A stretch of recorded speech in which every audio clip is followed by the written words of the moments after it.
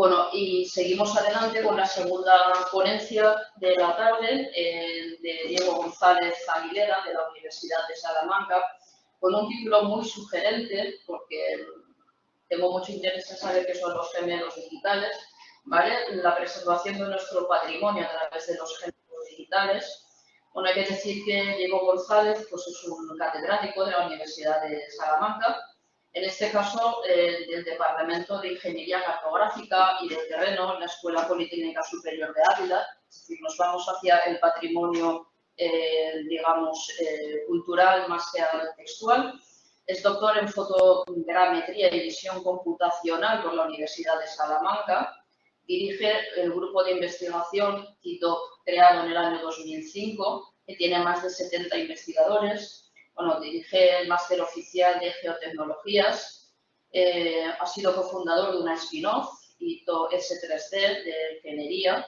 Es fundador y editor jefe de la revista internacional Drones desde el 2017 y desarrolla diferentes trabajos en proyectos relacionados con la industria geoespacial, energías renovables, nuevos materiales, etc.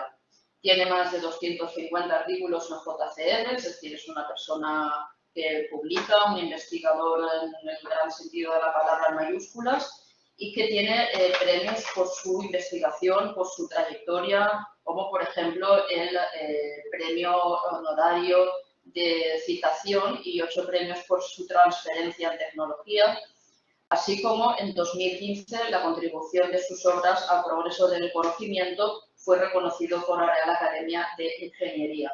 Bien, pues en estas coordenadas y conociendo un poco mejor la trayectoria de don Diego González, le dejamos la palabra agradeciéndole que nos acompañe esta tarde y que haya aceptado la invitación. Vamos a estar. Pues muchas gracias, Ana, por la presentación.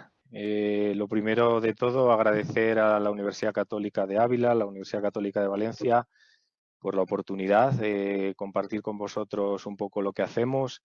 Y nada, ya que he empezado tuteando al personal, pues voy a seguir haciéndolo. Y bueno, pues como bien decía Ana, daros a conocer qué es esto de los gemelos digitales en el contexto de patrimonio.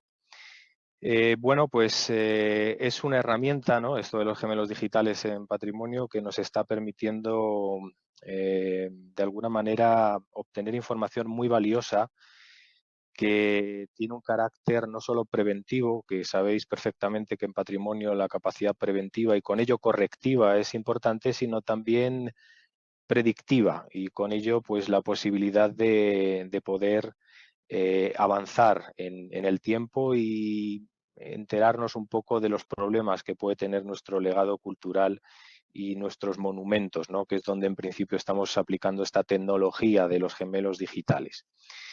He dividido la presentación en una breve introducción al grupo que dirijo, el grupo TIDOP, que está en Ávila, en la Escuela Politécnica.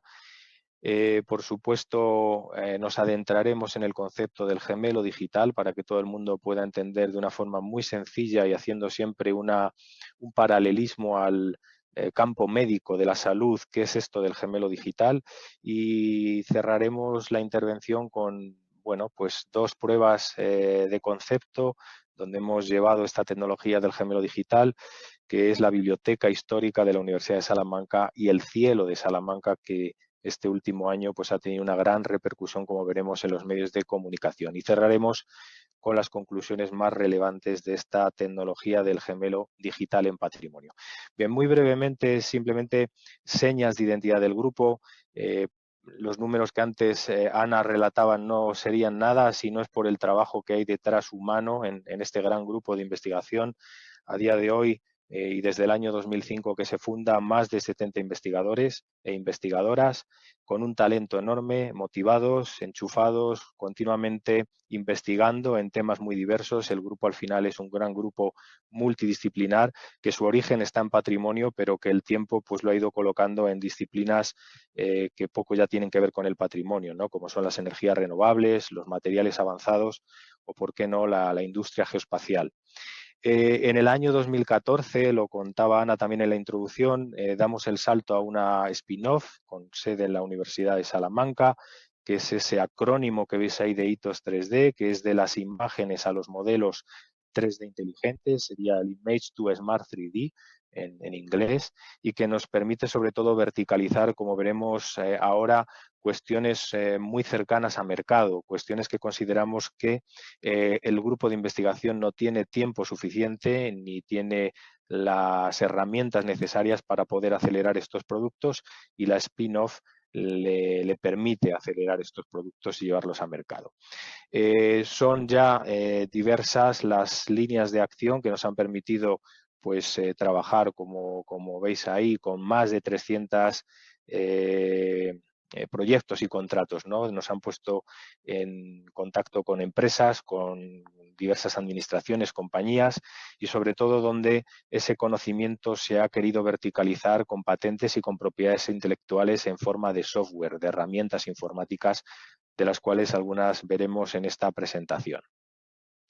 Todo esto se concreta en esta transparencia, ¿no? Lo que nos hace diferentes. Lo que nos hace diferentes son estas tecnologías, estas herramientas software, estas patentes. Esto nos hace diferenciarnos quizás de otros grupos de investigación, nos hace estar más cerca del lenguaje que muchas veces hablan las empresas, y nos permiten, sobre todo en el contexto de patrimonio, revolucionar la digitalización, como veremos ahora, que es una parte ineludible de los gemelos digitales. Nos permiten adaptar soluciones al cliente que nos demanda en patrimonio, soluciones muy concretas que puedan ser fácilmente manejables, y bueno, pues se concretan en aplicar una serie de geotecnologías, así las bautizamos, tecnologías que utilizan diferentes sensores, cámaras de fotos, sensores también láser, por supuesto embarcados en plataformas móviles, aéreas, terrestres, robotizadas, como son los populares drones, y que nos van a permitir, pues como veréis ahora, digitalizar los activos que constituyen el patrimonio, nuestro legado.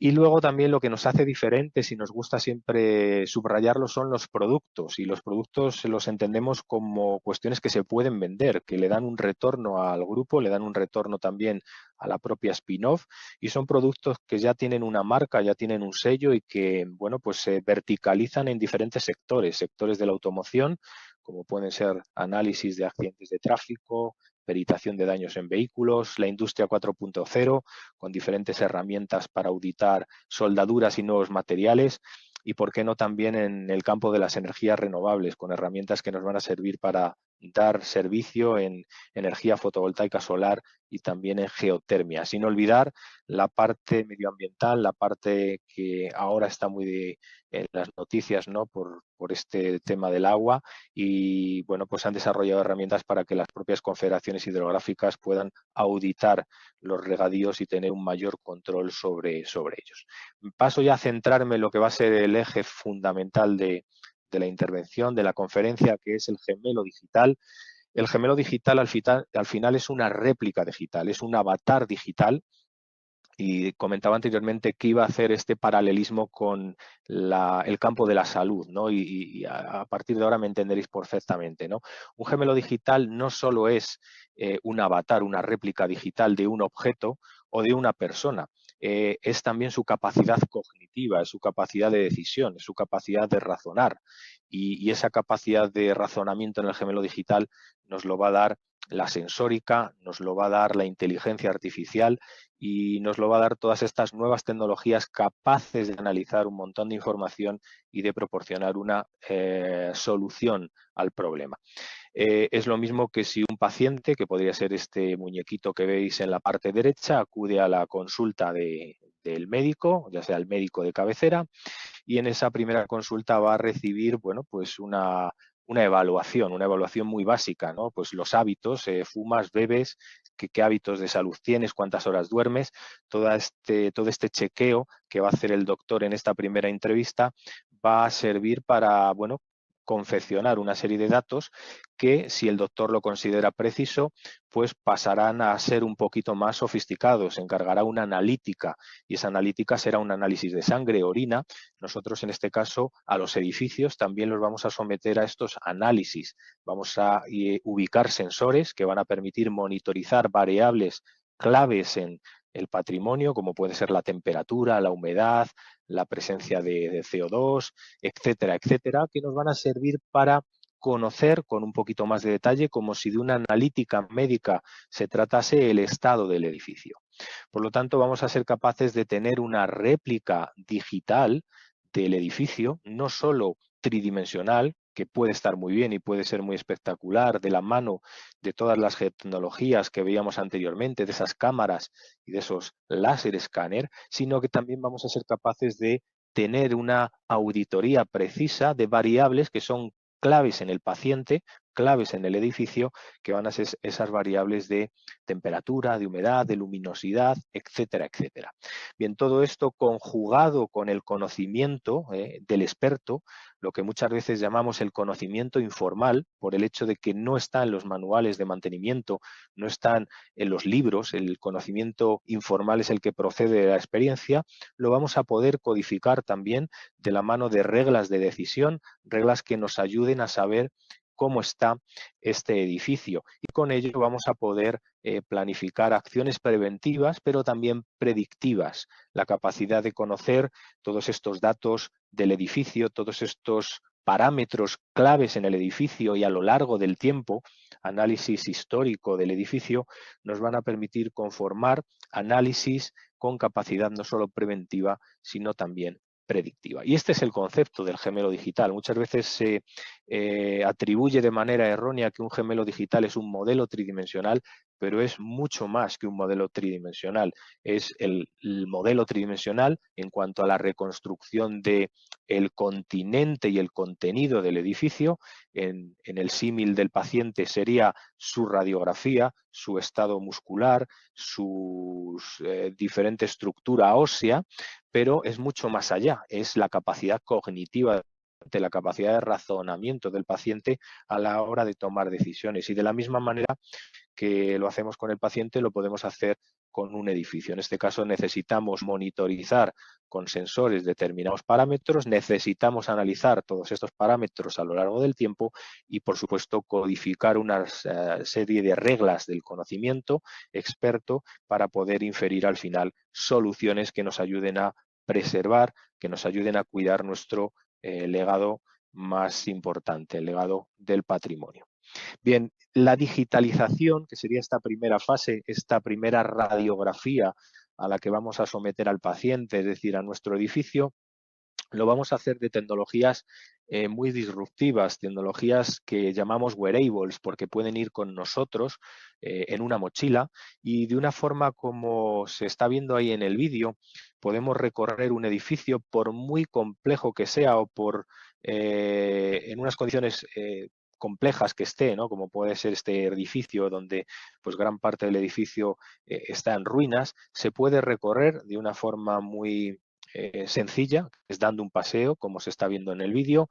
El operario lo único que tiene que ir viendo en esa tablet que lleva es los resultados que el sistema va obteniendo, y a medida que vamos dando este paseo por el edificio, con una serie de reglas muy básicas, que es que tenemos que empezar y tenemos que acabar en el mismo punto que comenzamos, vamos a ir escaneando, vamos a ir radiografiando el edificio en 3 dimensiones, con unas capacidades que, como veréis luego en los ejemplos del cielo de Salamanca y del edificio histórico, realmente son espectaculares, ¿no? Porque en un tiempo récord somos capaces de digitalizar escenarios sumamente complejos, tanto de interior como de exterior, con precisiones que están del orden del centímetro, ¿no? De entre 1 y 2 centímetros. Esto pues lo hace ideal, ¿no? Para escanear, para digitalizar escenarios de patrimonio. Ha revolucionado la toma de datos en patrimonio, porque hasta ahora muchas veces estas tomas de datos tenían un coste muy elevado, representaban sobre todo para el propietario del edificio una inversión importante, y bueno, con el paso del tiempo la aparición de estas tecnologías wearable pues ha permitido democratizar realizaciones y tener esta primera parte del gemelo digital, este esqueleto, ¿no? Del gemelo digital, como se ve en esta transparencia. Bien, pero como decía en la introducción, con el gemelo digital y con la presentación de su concepto, no solo debemos digitalizar el edificio, que también, sino también debemos monitorizarlo, debemos ser capaces de capturar información de ese edificio de diferentes parámetros que sean de interés, y para ello tenemos que utilizar sensores, como si de un paciente se tratase, al que hace analítica o al que le hacemos una prueba diagnóstica, como podría ser una resonancia, una radiografía. Tenemos también que monitorizar a nuestro edificio con sensores IoT, que son el acrónimo del Internet de las Cosas, y que también han venido a democratizarse y abaratar mucho esta toma de datos de monitorización, porque podemos encontrar ya sensores que nos midan la humedad, la temperatura, la luminosidad, problemas estructurales como puede ser la inclinación de determinadas estructuras, la fisuración de determinados elementos por un coste muy razonable. Y podemos incluso establecer redes de comunicación para que todos estos sensores que se están monitorizando de este paciente, que es nuestro edificio, puedan volcarse con redes gratuitas, como es la red LoRaWAN, que nos permite pues comunicar y volcar toda esta información de una forma muy potente y muy eficiente. Bien, pues tenemos ya las dos patas del gemelo digital, o las más importantes, la digitalización, tenemos la monitorización, y para ello nos faltaría incorporar ese conocimiento experto, que muchas veces es complicado, es complejo, porque, como decía, no están los libros, no están los manuales de mantenimiento en patrimonio o de prevención. Muchas veces está en ese conocimiento informal que posee la persona experta en patrimonio a lo largo del tiempo y de los años. Este conocimiento experto, en lo que va a redundar en el gemelo digital, es en establecer unas reglas de decisión categorizadas semafóricamente con esos colores que podéis ver en la pantalla, donde nos van a permitir, bueno, pues establecer en qué estado de salud se encuentran determinados bienes del edificio y categorizarlos de acuerdo a ese color, ¿no? Verde sano, amarillo pues y naranja es un warning, no hay que estar un poco pendientes de qué está pasando, hay que revisar, y por supuesto si salta un color rojo, pues la alarma está ahí presente y habrá que analizar el motivo de este aviso del problema en patrimonio. Bien, todo este conocimiento experto, toda esta monitorización junto con la digitalización nos permite establecer modelos preventivos en patrimonio, nos permiten establecer este acercamiento al edificio, que puede ser más sencillo, como en la consulta del médico cuando nos está haciendo esa encuesta de cuáles son nuestros hábitos, y con eso derivar un diagnóstico. Sería el estado más sencillo de establecer el modelo preventivo del edificio. O puede ser un poquito más sofisticado cuando el médico decide hacernos una radiografía, nos decide hacer una analítica, nos decide hacer una resonancia porque tenemos un problema concreto, y ahí sí que hay que recurrir a pruebas diagnósticas más sofisticadas. Pues en el caso del edificio vamos a actuar de esa manera. Si el diagnóstico que hacemos con la primera encuesta al edificio con ese modelo preventivo arroja ciertas dudas, entraremos de lleno con otras técnicas más sofisticadas, como su digitalización con estos sensores wearable, con pruebas que a lo mejor incluso nos den información del interior del material, ¿no? Como pueden ser técnicas geofísicas más avanzadas, técnicas como el georradar, etcétera, etcétera.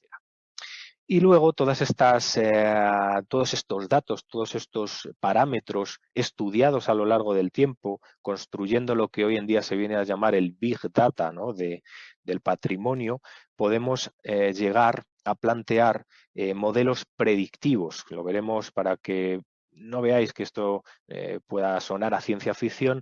Si somos capaces de monitorizar durante varios años un edificio, si somos capaces de codificar el conocimiento experto, si somos capaces de integrar toda esta información en modelos numéricos, modelos de elementos finitos que nos permitan modelar el comportamiento de la estructura, vamos a ser capaces de simular. Y si somos capaces de simular, somos capaces de tener análisis predictivos. Vamos a tratar de ver cómo se comporta el edificio con el paso del tiempo. ¿Estas simulaciones para qué nos van a servir? Bueno, pues nos van a servir para tener esas actuaciones correctivas, esas actuaciones que nos permitan corregir cualquier problema que se pueda detectar, como ha sido el caso en la Biblioteca Histórica de la Universidad de Salamanca, y con ello pues tomar las medidas que sean necesarias.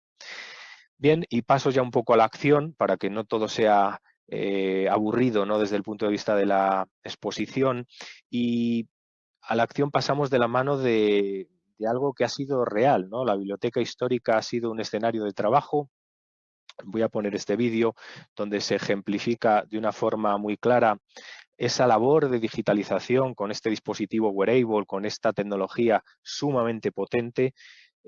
Os puedo asegurar que en una sola mañana fuimos capaces de digitalizar la biblioteca histórica, pero no solo la biblioteca histórica, todo el edificio histórico de la Universidad de Salamanca. Es una herramienta enormemente potente, es una herramienta que de una forma muy sencilla, sin tener que ser utilizada por personal experto y con reglas de trabajo muy sencillas, permite digitalizar, como digo, cualquier escenario de interior y de exterior.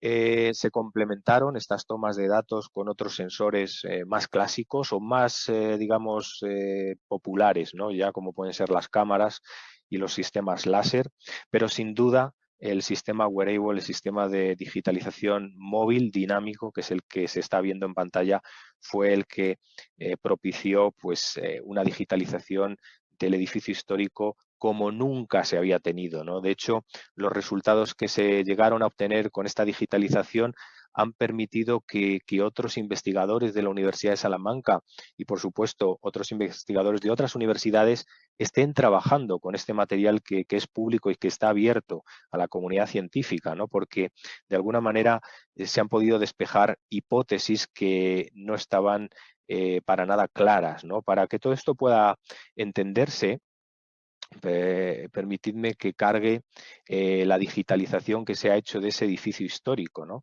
Este edificio histórico, lo estáis viendo aquí en pantalla, lo estamos viendo ahora mismo en una dirección web, es decir, no está cargado en mi ordenador en local y podéis ver con la agilidad con la que lo podemos mover.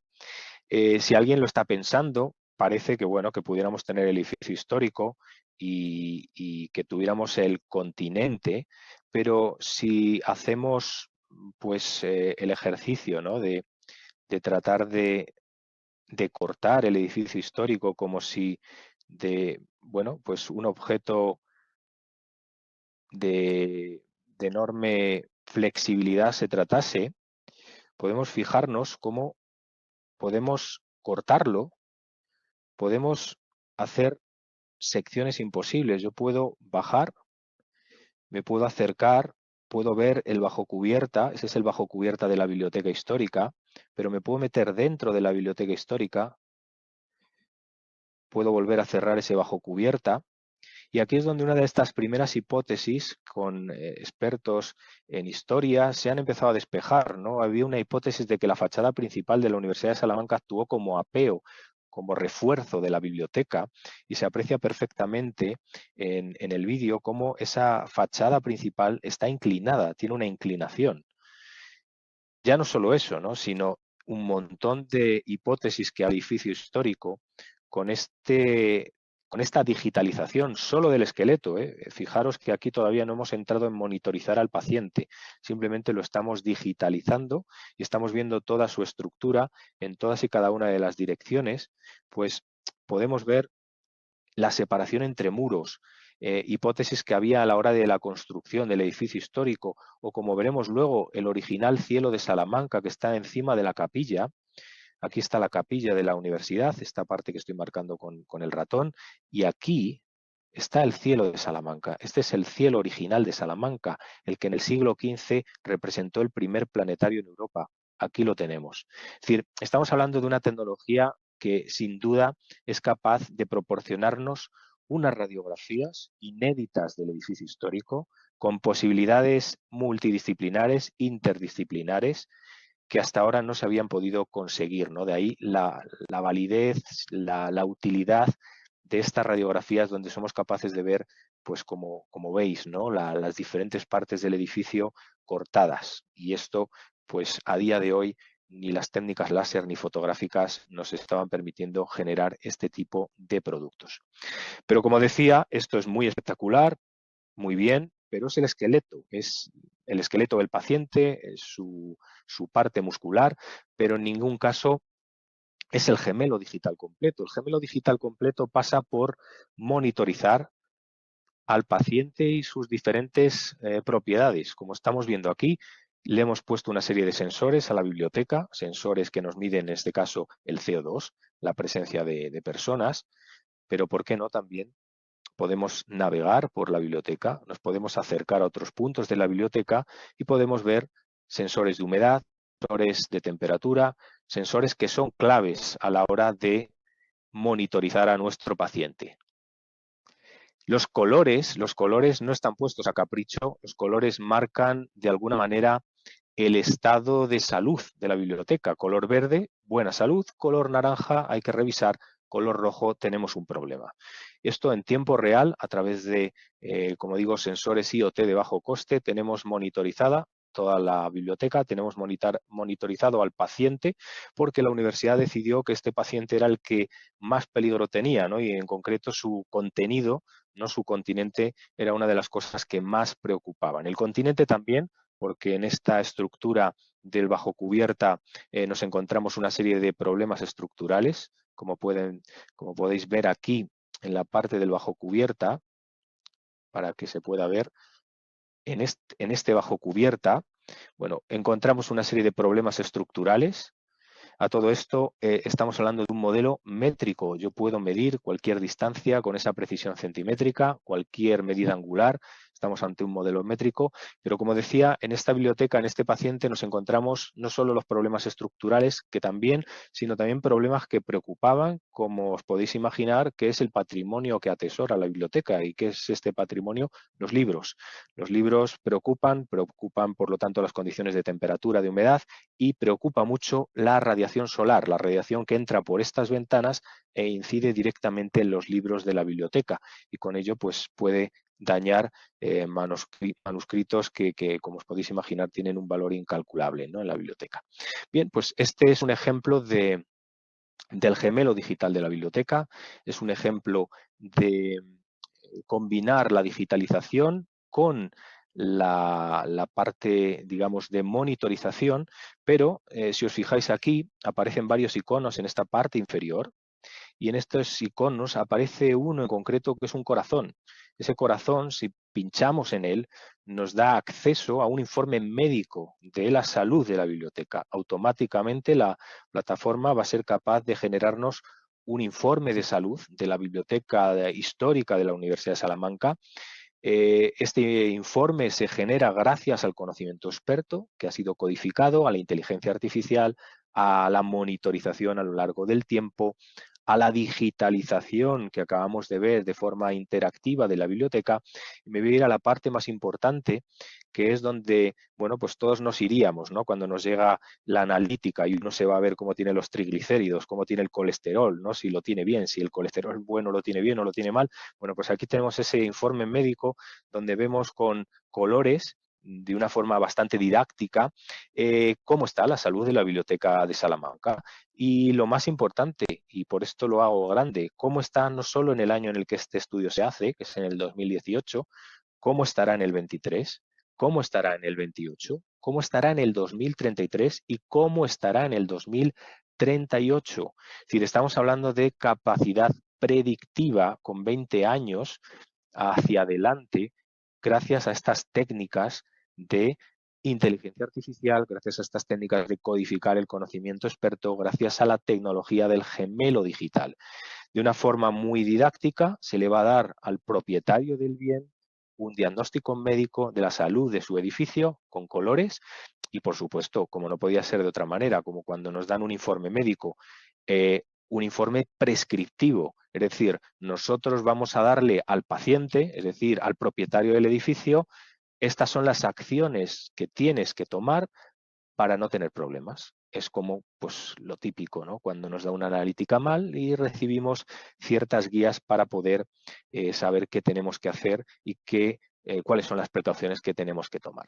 Bueno, pues si alguien se lo preguntaba, la salud de la biblioteca es buena, lo veíamos en el informe, la salud es buena, no es mala, pero sí que se detectaron una serie de aspectos, tanto desde el punto de vista estructural como del contenido, que bueno, pues se trasladaron en ese informe prescriptivo a la institución, a la Universidad de Salamanca, y para que se fueran a aplicar. que esta evolución de este legado tan preciado que tiene la universidad pues no se vea comprometido y nos podamos ver en el año 2038 con un montón de colores rojos que denoten problemas en diferentes partes de la biblioteca.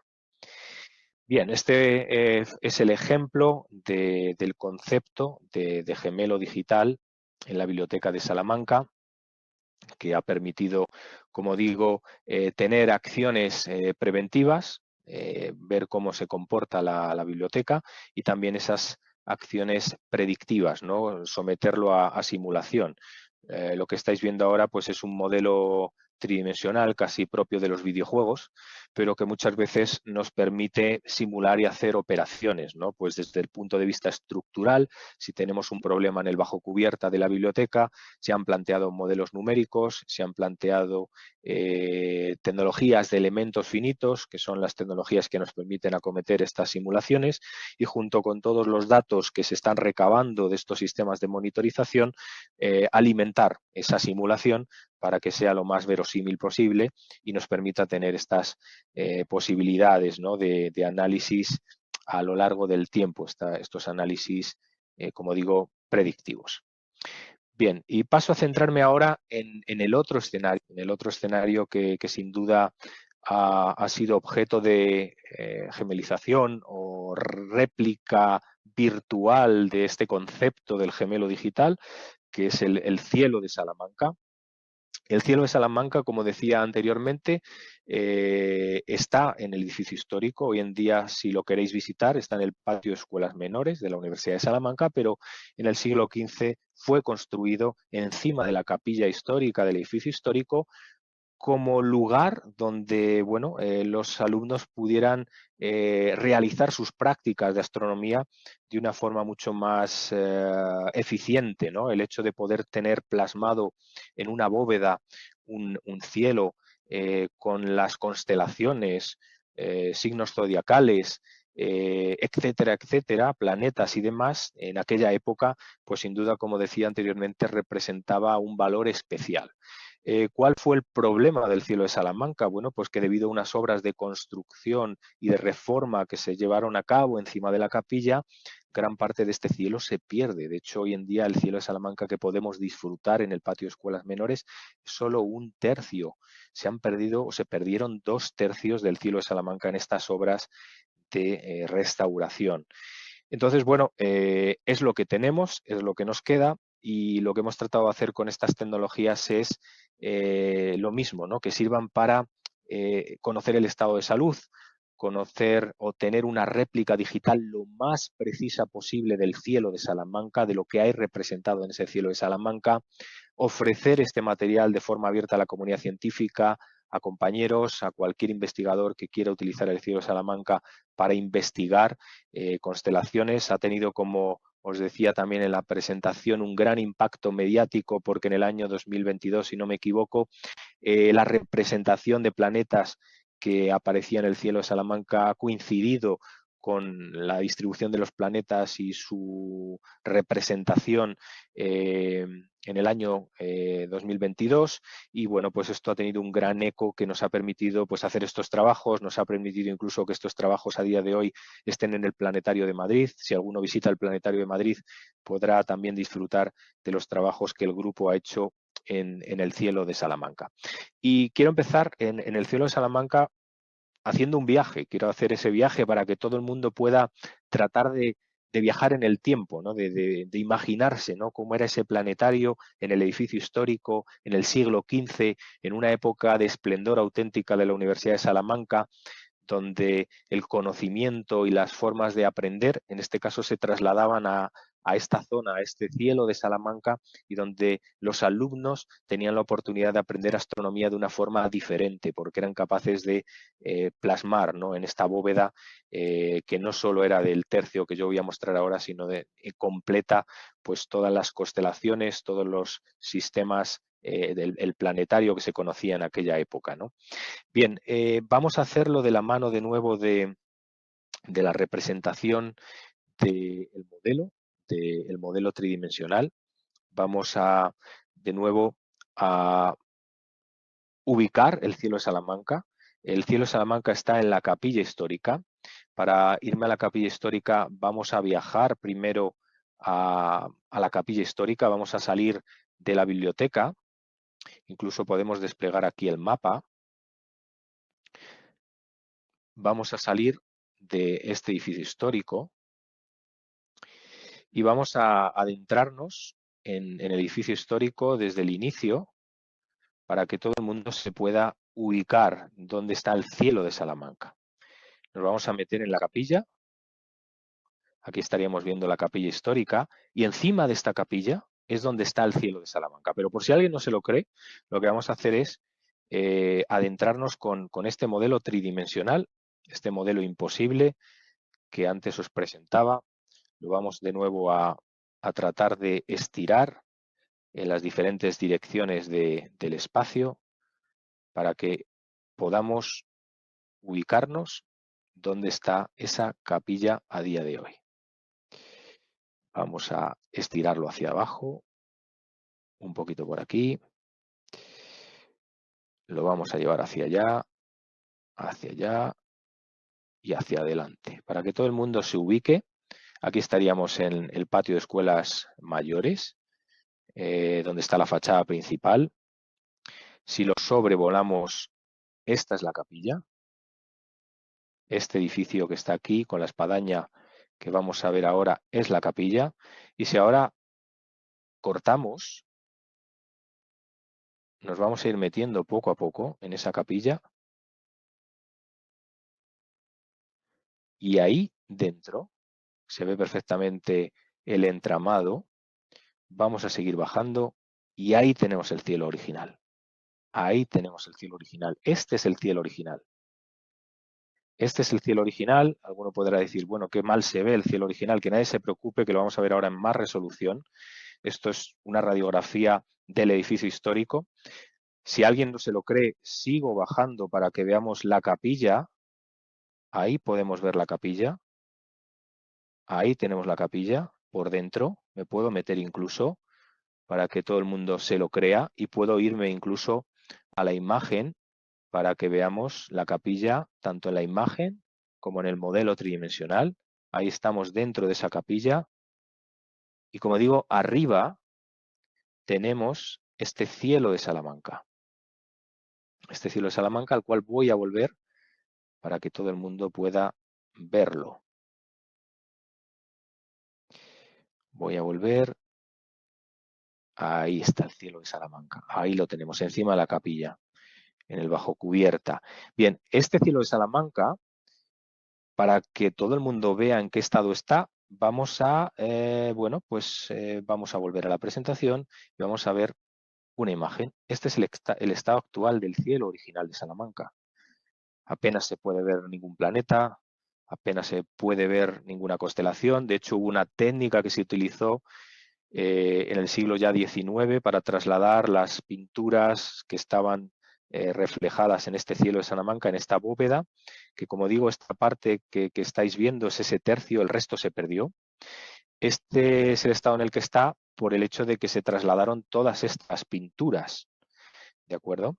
Si lo queremos ver en una mejor resolución, no hay problema, lo podemos ver en 3 dimensiones, esos colores anaranjados con diferentes pseudocolores, bueno, pues son indicación de problemas de humedades, de diferentes patologías, en definitiva, que pueden tener la fachada o el cielo de Salamanca original. Se aprecian incluso pues varias zonas, ¿no? con esos problemas en color rojo de esas humedades. E insisto, este es el cielo de Salamanca original, tal y como lo percibimos hoy en día.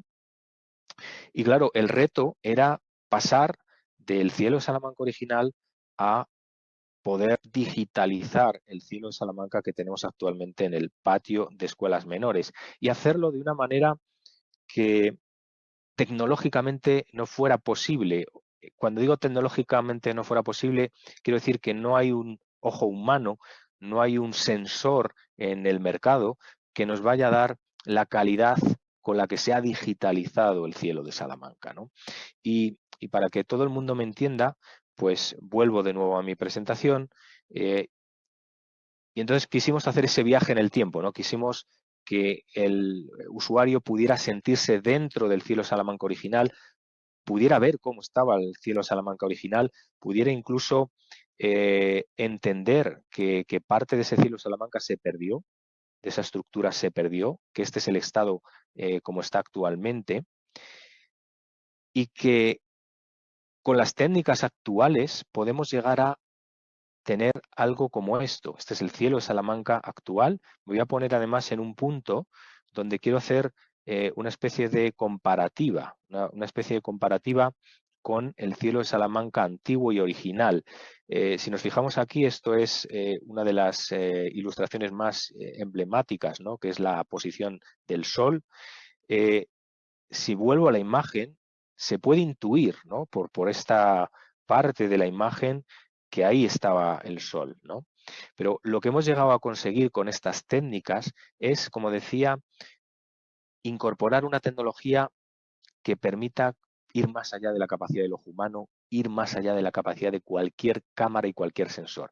Y cuando digo ir más allá, me remito a las pruebas. Yo me voy a acercar y fijaros hasta qué resolución puedo llegar.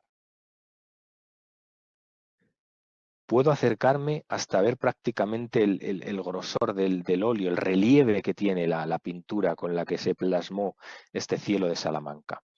Para que os hagáis una idea de esta resolución, voy a quitar zoom, voy a irme hacia atrás, para que veáis la distancia de la que estamos hablando.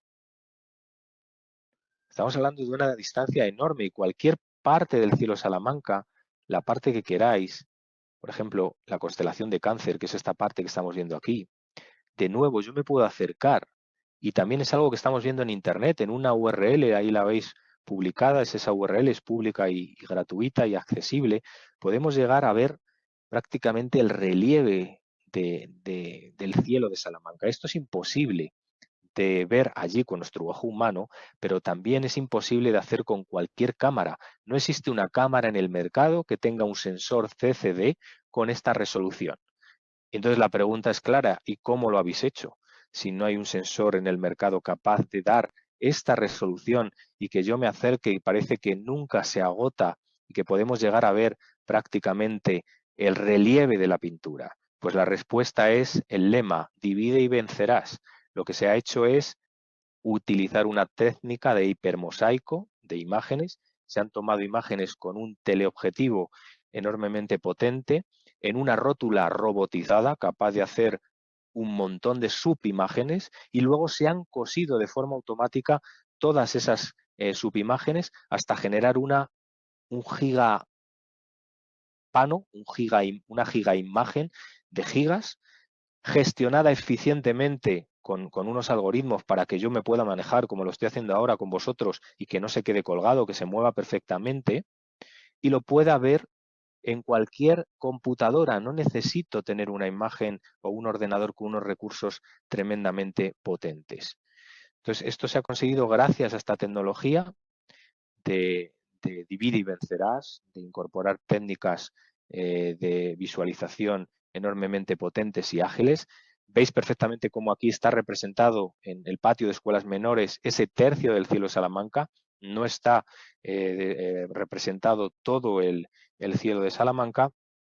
Y, por supuesto, no podía ser de otra manera, lo hemos hecho también en 3 dimensiones. En 3 dimensiones, la espectacularidad de verlo en 3 dimensiones es que puedo salirme de fuera de la cúpula, lo puedo ver desde una vista imposible e incluso podemos hacer algo que a los investigadores les llamó mucho la atención y es quitarle la piel, como si le quitásemos la piel, lo podemos dejar con un color y podemos ver incluso las imperfecciones de esa pintura, de ese relieve que queda en la bóveda. Se puede apreciar perfectamente todas estas imperfecciones gracias a estas técnicas de hiperresolución que hemos aplicado en el cielo de Salamanca. Bien, ¿dónde está la parte del gemelo digital? Por mucho que aquí pues estemos presentando estas digitalizaciones tan espectaculares, bueno, pues la parte del gemelo digital la van a dar las simulaciones que junto con la gente del Departamento de Matemáticas se están haciendo para simular la posición de los planetas, las constelaciones, despejar hipótesis que había en aquella época. Aquí, como os podéis imaginar, el trabajo de nuevo vuelve a ser un trabajo interdisciplinar, multidisciplinar, donde se conjugan diferentes ramas de la ciencia para conseguir simular, como veis ahí en esos modelos de simulación, el cielo de Salamanca, tratar de someterlo a diferentes análisis, diferentes ensayos, cuándo se va a volver a dar esa configuración planetaria que se ha dado en el año 2022, parece que en el 2060 se volverá a dar esa configuración. En definitiva, son réplicas digitales, son avatares digitales que nos permiten análisis y simulaciones de una forma muy ágil y muy potente. Cierro mi intervención con 5 conclusiones. La primera de ellas es que los gemelos digitales ofrecen un amplio abanico de posibilidades en la prevención del patrimonio. A la vista está con estos 2 ejemplos que os he presentado. Los dispositivos wearables, estos que veíamos capaces de digitalizar en 3D a medida que me muevo de una forma muy sencilla por un edificio, son una clara revolución, tanto en tiempo como en coste. Al final, como decía, uno de los cuellos de botella muchas veces en patrimonio es que estas digitalizaciones disparaban el presupuesto. Los sensores de monitorización IoT son la parte fundamental. No podemos pensar solo en las digitalizaciones y en las réplicas tridimensionales. Necesitamos monitorizar para poder tener el verdadero gemelo digital de los activos patrimoniales y conjugar todo esto en plataformas como las que veíamos, como la Smart Cultural Heritage, son clave para que los propietarios, las administraciones, puedan gestionar de una forma eficiente los activos en patrimonio. La última conclusión, pues como estamos haciendo con el símil médico, pues prevenir es mejor que curar. Todo lo que podamos meterle al edificio con carácter preventivo, pues redundará en una mejora de estos legados tan importantes y que, como sabéis, muchas veces si no se toman a tiempo las medidas necesarias, luego los costes de reparación, las acciones que hay que encomendar a estos edificios son enormemente costosas desde el punto de vista económico y no siempre son fáciles. Y nada más, muchas gracias por vuestra atención y quedo dispuesto a contestar cualquier duda o cualquier pregunta.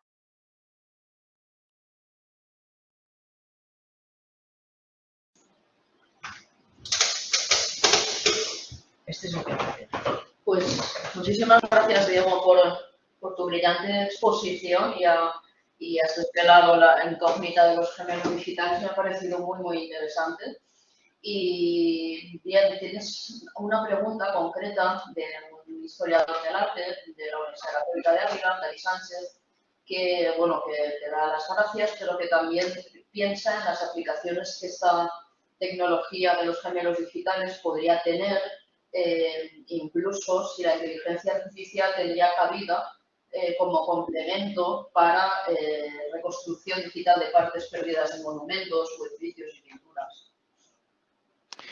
Sí, efectivamente es una pregunta muy interesante y yo tuve la oportunidad hace poco de estar en una tesis en Gante, donde el doctorando presentaba una tesis precisamente de reconstrucciones arqueológicas en Egipto y era enormemente interesante la utilización de inteligencia artificial para conseguir coser como si fuera un puzzle las piezas que faltaban, ¿no? Y bueno, pues sí, la respuesta es sí, la inteligencia artificial puede ayudar a esto porque va a ser capaz de, bueno, de ingerir, de ingestar un montón de información, lo decíamos antes, tanto formal como informal. Las capacidades de análisis que la inteligencia artificial tiene pues superan en muchos casos al experto y al humano y bueno, pues no tenemos otra cosa que aceptarlo, ¿no? Que hoy en día hay mucha controversia, ¿no? Con esto de la inteligencia artificial y muchos miedos. Hay que aceptarlo como una herramienta más, por supuesto, utilizándolo con lógica y con coherencia, pero sin duda que yo le veo bastante posibilidad para reconstruir partes del legado patrimonial que se pierden y que, bueno, muchas veces está bien tirar de libros, está bien tirar de manuscritos, pero la inteligencia artificial nos puede ayudar, sin duda. También pregunta, Diego, el coste del trabajo, por una parte, y por otra parte, en qué software se están apoyando las simulaciones. Bien, pues el coste es muy variable. Al final todo va a depender de la visita que hagamos al edificio, de la información que nos manden y el análisis que podamos hacer, si no es in situ, a distancia. Pero ya digo que se ha abaratado muchísimo. ¿Por qué? ¿Por qué se ha abaratado? Porque hablamos de una técnica que agiliza entre 7 y 10 veces más a las técnicas habituales. Entonces esto reduce mucho el precio. No puedo poner un precio de cuánto cuesta, pero si estoy diciendo que el edificio histórico de la Universidad de Salamanca, la digitalización se hizo en una mañana, por supuesto hay que poner unos beneficios y demás, pero estamos hablando de cuántas horas de trabajo, de 5 horas de trabajo de un equipo de personas. Es decir, los costes se abaratan bastante con esta tecnología. Y luego, en cuanto al software, nosotros tratamos de apoyarnos mucho en software libre. Es una filosofía del grupo que todo el software se suba a repositorios. De hecho, tenemos un repositorio en GitHub creado para que la comunidad científica pueda utilizarlo de manera libre. No creemos en el software de licencia, es decir, que todo lo que hacemos tratamos de que sea libre. Y si en algún caso no se puede, pues bueno, no queda más remedio, ¿no? Pero la mayor parte del software que utilizamos es libre. Pues muchas gracias, Diego. Me parece una apuesta también por la Open Science tan de moda, por el acceso libre a la investigación y enhorabuena por vuestro increíble trabajo y por todo lo que estáis haciendo, ¿no? Me parece espectacular. Entonces, agradecerte tu colaboración, el hecho de haber aceptado participar en este congreso por parte de la organización. Y bueno, no sé si hay alguna otra pregunta y si no daríamos paso ya a las comunicaciones. Muchas Sí, gracias. estoy viendo que José Antonio comenta un tema muy interesante. Voy a aprovechar también para agradecerle, bueno, por la invitación a José Antonio Calvo. Y es cierto, ¿no?, que cuando hemos desarrollado estas buenas prácticas, volviendo al símil médico del paciente, la administración muchas veces y el propietario, sobre todo aquí tenemos que diferenciar dos tipos de propietarios, ¿no? El propietario público, es decir, la administración, y el propietario privado. El privado muchas veces es reacio de aplicar todas estas técnicas preventivas. Hasta que no ve el problema, como dices, hasta que no ves la herida no pones la venda, ¿no? Y en el caso del patrimonio hay que ir por delante, porque luego remediar y solucionar los problemas en edificios históricos es tremendamente costoso. Entonces cuesta mucho y nos ha costado mucho. De hecho, formamos parte de una asociación sin ánimo de lucro que se ha generado, que se llama Heritage Care, Cuidado del Patrimonio, y cuesta muchísimo transmitir al propietario, ya sea público o privado, pero en especial si es privado, que tiene que cuidar su patrimonio, que tiene que aplicar prácticas, que tiene que aplicar estas buenas prácticas, porque de lo contrario le va a costar muchísimo mantenerlo en el futuro. Pero desgraciadamente muchas veces el propietario ve en este tipo de acciones, claro, un freno porque tienen un coste económico, ¿no? Muy bien, pues muchísimas gracias. Como te dicen también, pues que me apoyan también, que continúes adelante con todos los aportes y bueno, que la ciencia dice utilizándola con lógica y coherencia y que recordamos que la tecnología y la ciencia tienen unas partes éticas, por supuesto. Excelente tu trabajo, de nuevo te reitero agradecimiento.